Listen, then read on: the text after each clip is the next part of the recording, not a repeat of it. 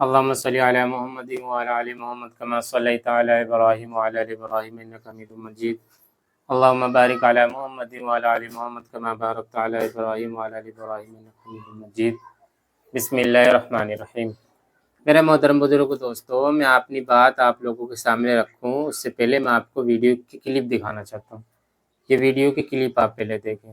ابھی تو پارٹی شروع ہوئی ہے.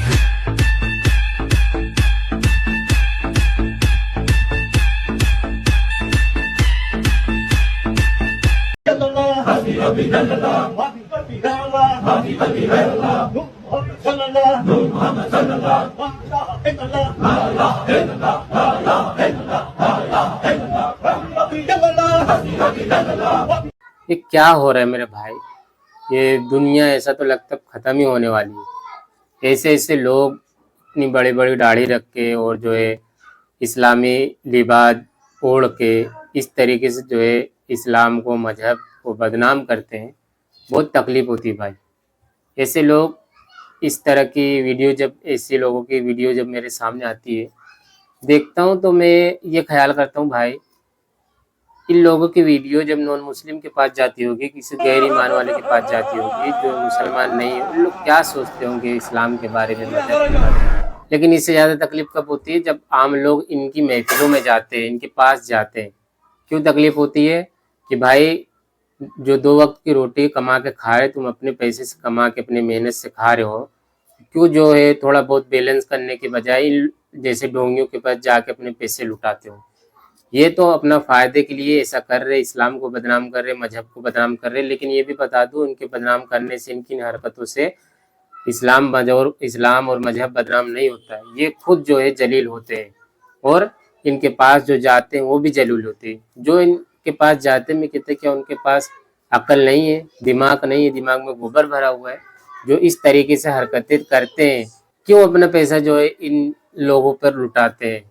حلال کمائی کماتے ہیں، 12 گھنٹے محنت مزدوری کرتے ہیں، محنت مزدوری کر کے کھانے کے پیسے جٹاتے ہیں.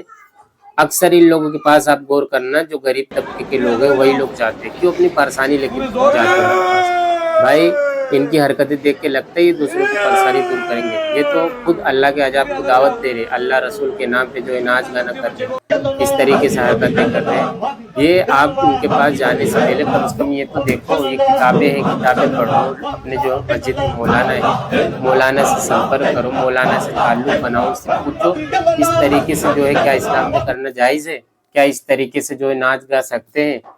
عجیب کی لوگ حرکتیں کرتے ہیں اور اس کے بعد جو ہے ان کے پاس بھی بھیڑ لگے رہتی ہے. بڑی تکلیف ہوتی ہے ایسے لوگوں کو دیکھ کر.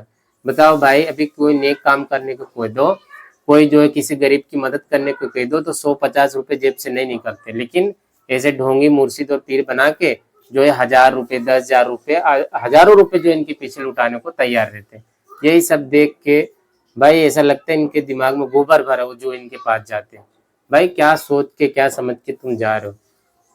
جس امام کے پیچھے نماز پڑھ لو، کبھی اس امام سے ہی پوچھ لو اس طریقے سے اسلام میں کرنا، مذہب میں کرنا جائز ہے. پھر ان کے پاس جا کے جو ہے تکلیف گھٹتی نہیں ہے، ختم نہیں ہوتی، تکلیف بڑھتی ہے.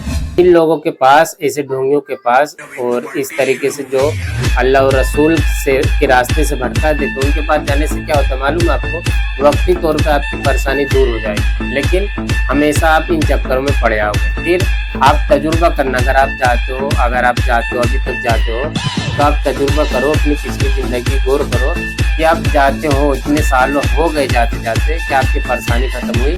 ایک پریشانی ختم ہوتی دوسری سامنے آ کے کھڑی ہو جاتی ہے. پریشانیاں زندگی کا حصہ ہے. انسان کی زندگی میں ہنسی خوشی، سکھ دکھ، غم سب لگے رہتے ہیں. یہ تو آتے جاتے رہیں گے. جو اللہ اور اس کے رسول نے طریقہ بتایا وہ طریقہ ہمیں اپنانا چاہیے جو شریعت کے سنت کے خلاف نہ ہو، شریعت اور سنت کے مطابق ہو. ان لوگوں کے پاس میں گارنٹی کے ساتھ کہتا ہوں ان لوگوں کے پاس جا کے جو ایسے لوگ ناچ گانا کرتے ہیں اور مذہب کو بدنام کرنے کی کوشش کرتے ہیں صرف اور صرف اپنے فائدے کے لیے، اور عام لوگوں کو بیوقوف بناتے ہیں کس لیے؟ صرف اپنے فائدے کے لیے، نوٹ کمانے کے لیے. لیکن یہ تو بھائی پیسہ کماتے چھاپتے ہیں. آپ کیوں ان کے پاس جاتے ہو؟ کیوں اپنا پیسہ گواتے ہو؟ کیوں اپنی عصمت جو ہے اور عزت اور جو ہے اپنا چین سکون برباد کرتے ہو؟ ان کے پاس جانے سے چین سکون حاصل نہیں ہوتا، چین سکون ختم ہوتا ہے. آپ ایک بار جاؤ گے، 2 بار جاؤ گے، زندگی بھر کا ہو جائے گا، آپ سے کبھی جو ہے یہ چھوٹنے والا نہیں ہے۔ تو میں اور کوئی بھی جو اچھا انسان ہوگا وہ یہی صلاح دے گا، ان جیسی ڈھونگیوں پاخنڈیوں کے چکر میں نہ پڑے۔ اپنے جو آجو باجو جو اپنے قریب کے مولانا ہے، جنہوں نے 8 10 سال جو ہے اسلام کو سمجھنے میں، دین کو جانکاری حاصل کرنے میں نکالے، ان سے رابطہ کریں، ان سے جو ہے پوچھیں کہ ہم کو بھائی یہ تکلیف ہے، ہمارے نبی نے اس موقع پہ کیا بتایا، آپ حقیقت بتاؤ۔ ہم مسلمان ہیں، ہمارے نبی نے کہیں ہم کو تنہا چھوڑا ہے، ہم کو لاوارث چھوڑا ہے؟